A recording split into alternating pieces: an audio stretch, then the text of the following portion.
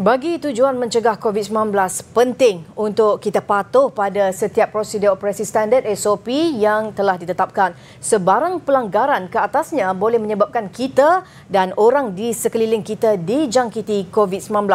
Ikuti ciri khas segmen Bijak Belanja, mencegah lebih baik daripada mengubati.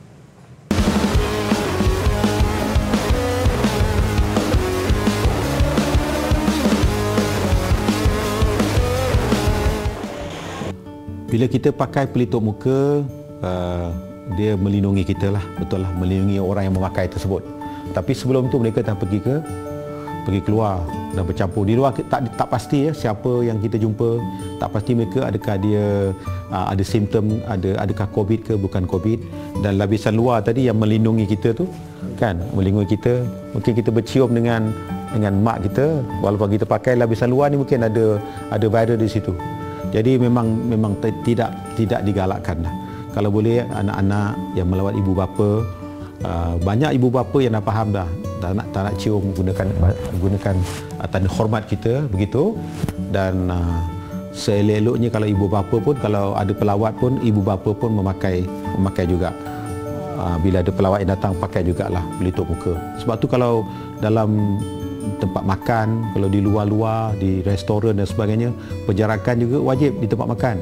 Ada mereka kata mereka adalah dari keluarga yang sama, tapi sebenarnya memang keluarga yang sama, tapi di tempat yang berbeza.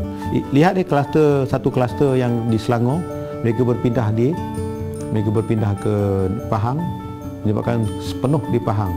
Dan jika dilihat juga macam kluster di Kedah, kluster Sibagangga dan kluster sungai dan sebagainya, hingga menular sampai ke Perlis, begitu ya.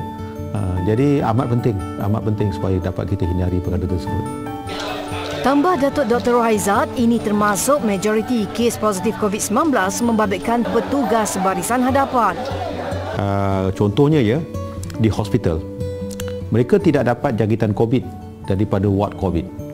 Di hospital, anggota kita tidak dapat jangkitan COVID di ward COVID. Malah kalau nak dimaklumkan, ward COVID di hospital tu adalah tempat yang paling selamat.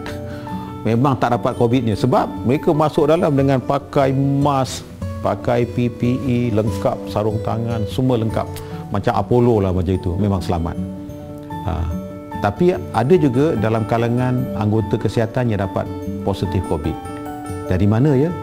Dia dapat positif COVID semasa kluster di luar. Tambah Datuk Dr. Rohaizat, dalam apa juga keadaan, pematuhan kepada SOP bertujuan COVID-19 amat penting. Sebab itu majlis makan ni, kalau kita ikut SOP insya-Allah ya. Dan satu lagi, saya sebut tadi, mereka tidak dapat COVID semasa di ward COVID. Mereka dapat COVID di luar kan? Dapat COVID di luar. Kemudian kenapa pula rakan mereka dapat COVID juga? Mereka dapat COVID semasa mereka makan. Di mana? Di pantry. Di mana? Di pantry, di ward. Kat ward, mereka makan. Bila mereka makan, memanglah mereka akan buka mask. Bila makan, mereka akan buka mask. Dan bila mereka makan, mereka tak jaga penjarakan fizikal. Sebab tu, makan ni, sama ada di hospital ke, di kedai makan ke, di tempat kerja, penjarakan tu penting. Menurut Datuk Dr. Rohaizat, atas sebab itu juga jemaah disaran supaya membawa sejadah sendiri dan mematuhi jarak 1 meter ketika solat di masjid atau surau. Segmen Bijak Belanja, TV9.